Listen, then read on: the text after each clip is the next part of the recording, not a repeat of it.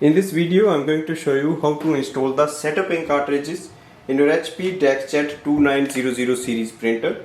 So these are set of 2 ink cartridges.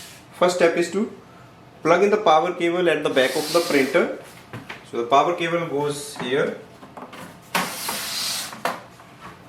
Your printer will start. Next is to install the setup ink cartridges. Take the ink cartridges out of the plastic packaging.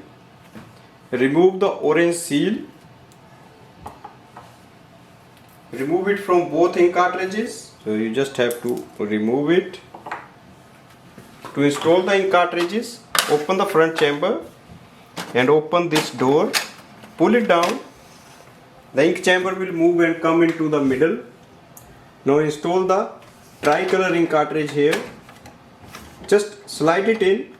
Hold the printer with the other hand and push it in.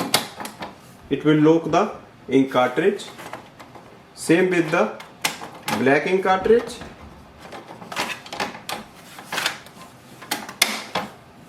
Now close this door. Load plain paper at the back of the printer. So lift it,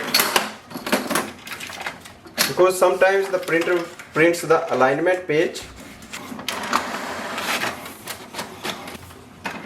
So once your printer prints the alignment page, you just have to open the lid, place it here facing down on this corner and click on the copy button, that's black or color button once, and it will start the scanning.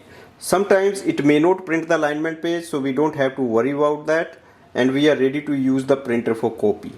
In case you want to do the Wi-Fi or Wi-Fi direct setup, you can watch my videos on that. So that's the installation of the setup ink cartridges and alignment.